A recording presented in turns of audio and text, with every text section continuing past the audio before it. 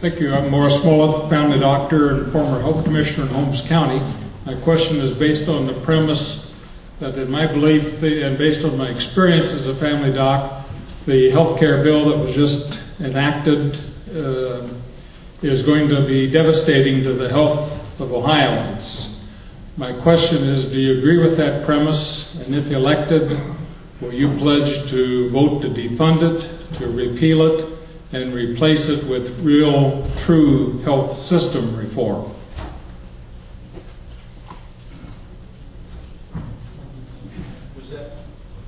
Was that question for all the candidates? Ron, would you start with you? Sure, I'll start it off. I think you're going to see a lot of unanimous on this panel on that question. Absolutely, this bill needs to be defunded, repealed, destroyed, wiped out, in any which way possible.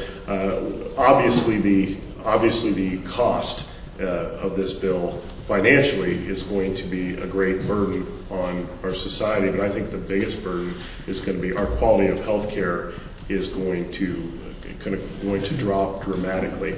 I think your quality providers are not going to be willing to provide, and that's going to be a real problem that we're going to see in not even in the long term. I think even in the short term, you'll start to see some of that happening, and it's a disaster. It needs to be. Hopefully, it'll be ruled unconstitutional. It needs to be stopped at all costs.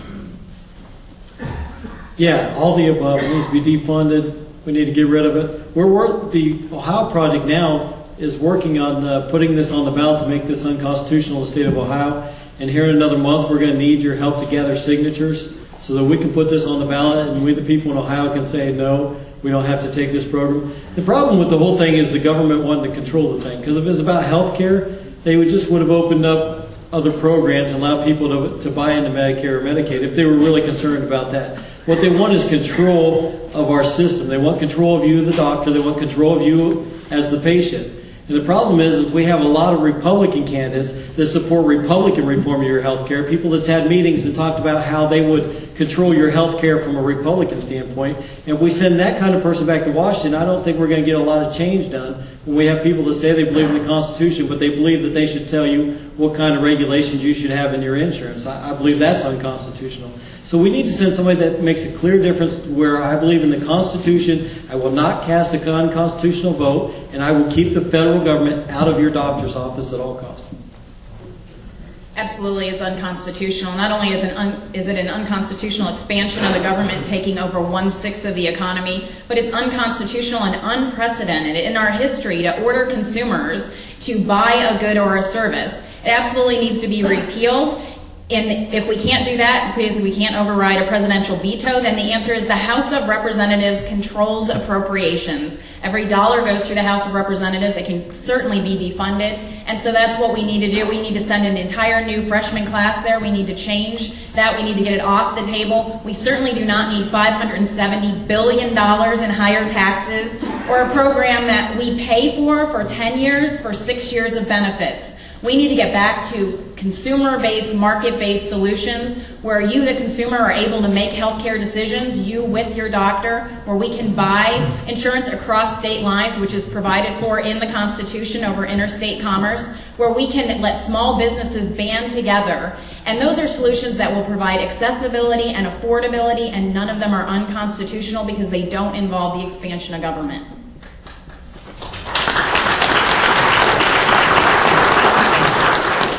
Well, I'm not an attorney, but it seems unconstitutional to me. And I'll have to tell you that it seems to me more likely that it's one big giant step towards European-style socialism, which seems to be the goal of the Obama administration, more control over people's lives. I come from a family that has a number of medical doctors in the family. My daughter is a chief resident at Grant. My son-in-law is chief resident in emergency medicine at OSU. And I asked them, do a survey with the other doctors to see where they stand. And they reported back that 3/4 of the doctors were opposed to the Obama health care legislation because you can't have this type of legislation and health care without having rationing. sooner or later there'll be rationing, just like the European countries have. And you'll also see that sooner or later, many of the neediest people won't be able to go to certain doctors. Doctors no longer will be able to provide health care services for those people. So, while I'm not an attorney and I can't rule on the constitutionality, it seems unconstitutional to me. It seems unconscionable as well, which wanted to come out of my mouth. And I can tell you that politically, they tell me it's going to be difficult to overturn this. When I go to Congress, I will try to do that. What will likely happen is that we can defund it, and just like a pumpkin that doesn't get water, it'll die on the vine. Thank you.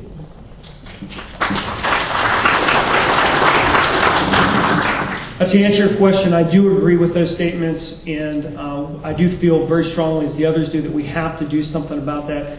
Of course, I'm hoping that the Supreme Court will do its job, and that this thing will end up in front of the Supreme Court, which they're supposed to be making rulings on things like this to dictate whether these things are constitutional or not. So the first thing is my hope is our government does what it's supposed to do, and under all these lawsuits, that's where it ends up.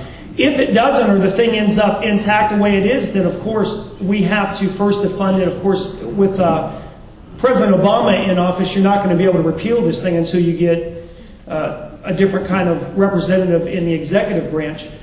But we do have to defund it, starve the thing on the vine. It's unconstitutional. I mean, here, for the first time in American history, they're forcing us as Americans to buy something. You can't do that. I mean, these are from people that took a vow, an oath, to defend and uphold the Constitution of the United States. This is the babysitter killing the baby. We need to send people that will look at the Constitution and take a vow and oath and then say, I will defend this oath to my death. We are not going to work to pass legislation deliberately that's unconstitutional, but we're going to work to deliberately make sure that we stay within the guides. And that's what I would do if I'm elected, but we do have to defund, we do have to repeal, we have to do everything we can to stop this thing.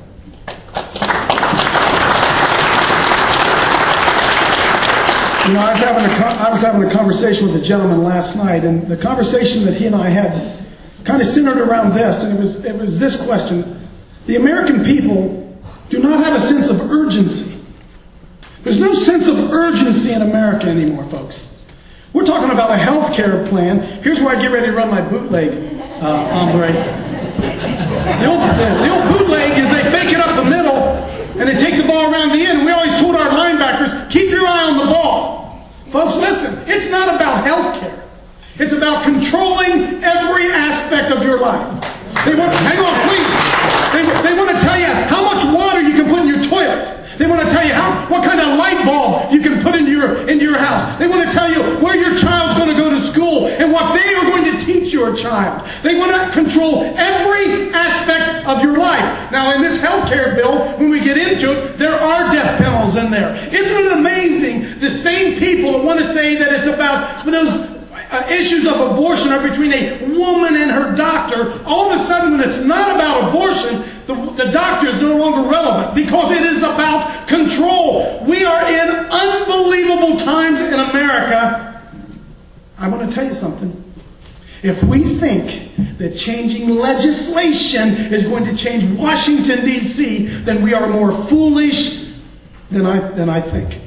And if we are going to change Washington, D.C., then we're going to have to send somebody to Washington, D.C. who's not afraid to stand up and take on both sides of that government who are trying every day to control.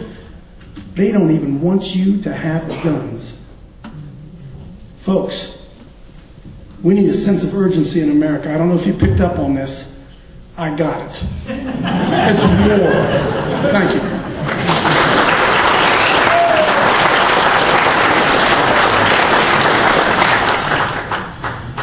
We have so many questions up here. In the interest of expedience, I'm going to limit the all candidates' questions to 1.5 minutes each. Hate to do that, but we'd like to get through all the questions. Next person is Zach Ben Sickle.